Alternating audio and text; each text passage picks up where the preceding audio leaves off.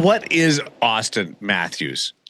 Do we have to change how we think about him at all? Because the injury last year and now without his running mate? I think it's too early for that.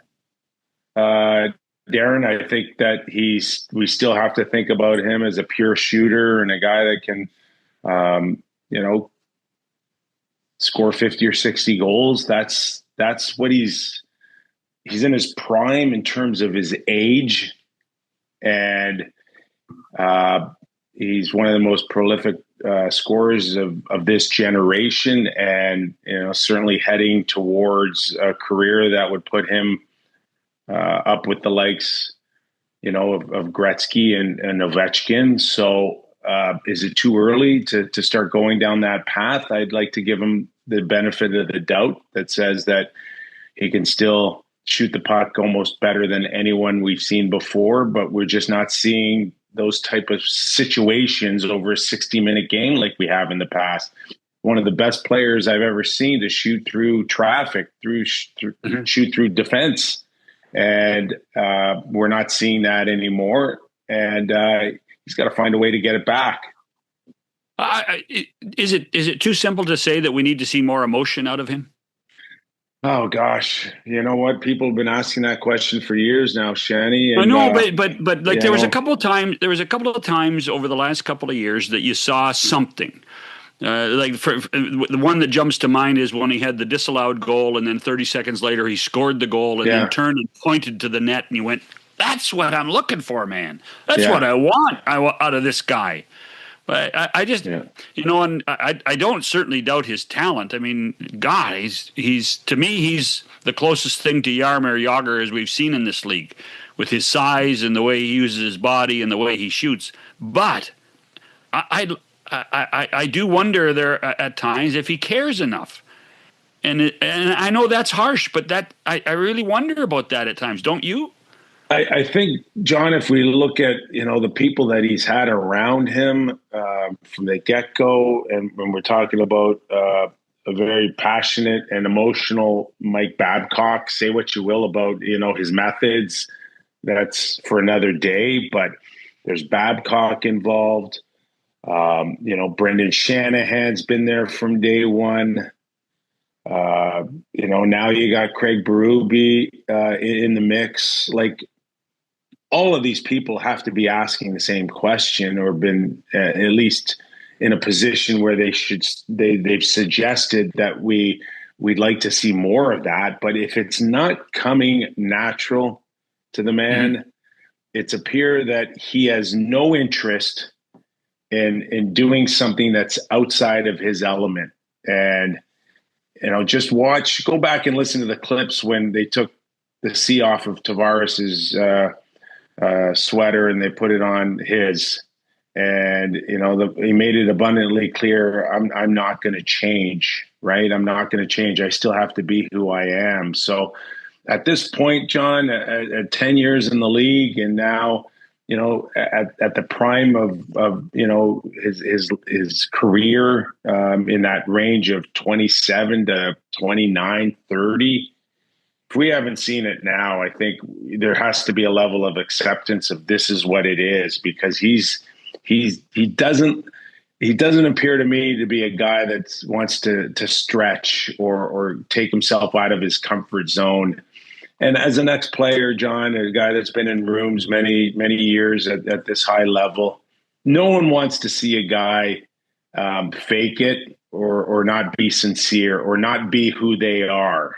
So I'm sure he's had to weigh that, over the years as well. And right now he is what he is. He's a guy that still probably loves to be considered the face of the franchise, which he is, and most likely will be on Team USA in a similar fashion, at the Olympics, that this is one of the most elite hockey players on the planet. At least that's what everybody's been saying for the last few years.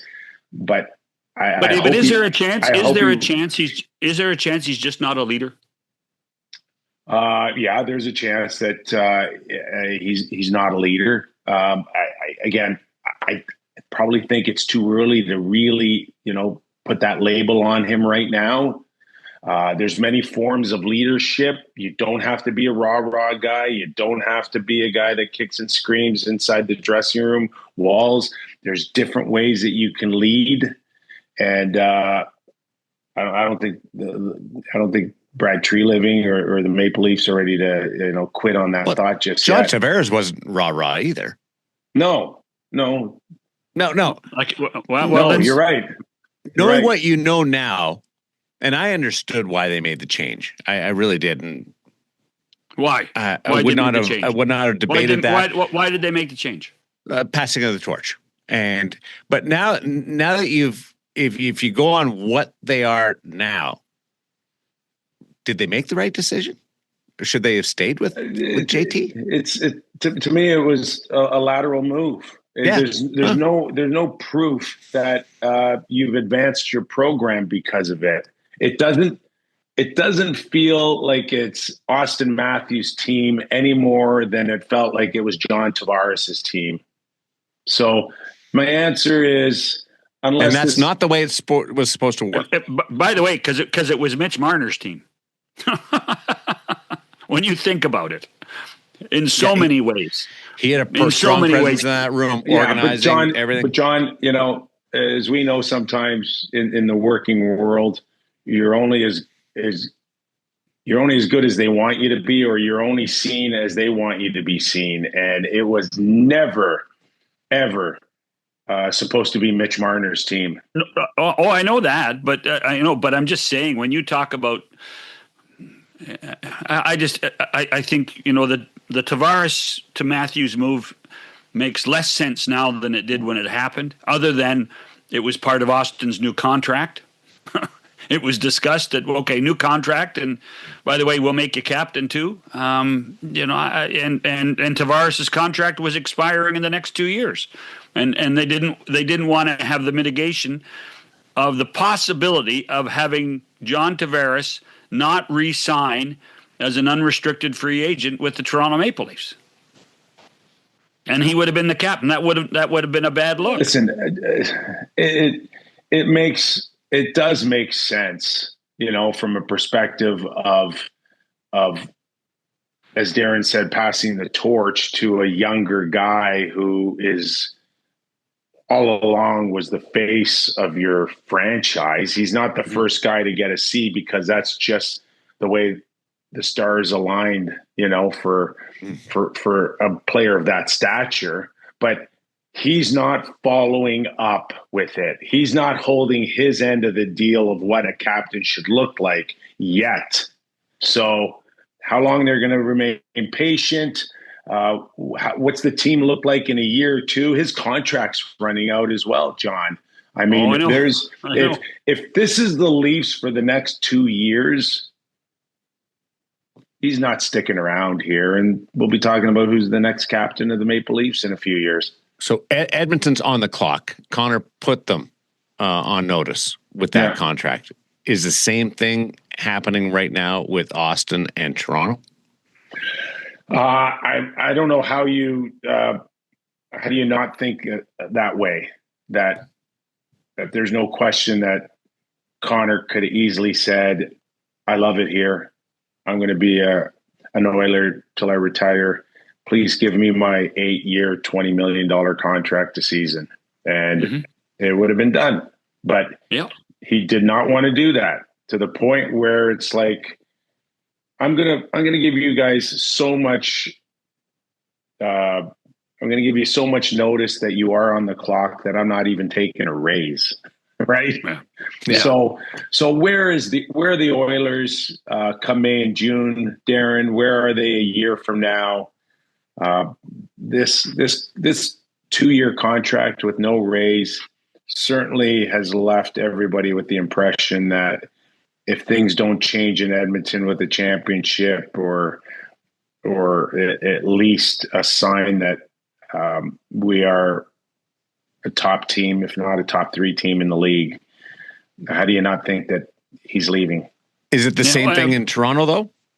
Like with Auston? If things aren't changing, Darren, I don't see, no one's talking about Auston leaving. So Because they seem pretty similar. They seem very similar situations. People are talking about Connor potentially leaving based on the noise that was just heard on his last deal. But right now, it's too early right now for people to start thinking about Auston not sticking around, because once you're in that situation, then you're also in a situation with, okay, who's going to be the general manager and who's going to be the coach and who's going to make decisions, and what's the organization look like in 12 months or 18 months? Just so everybody understands, Auston Matthews is a Maple Leaf until 2028, the summer of 2028. Same year that Connor's up. Oh, exact same time. Yeah. And by the way, same agent. Yeah. But if the teams aren't thriving and they are actually regressing, there's not a scenario in my world where they play out those 3 years. Really? I would clear all the cap space. If I'm a bad team, I'm clearing all the cap space I can and grabbing them both. They won't get to free agency. Toronto, if both teams go south, they'll trade them before they let them go to free agency.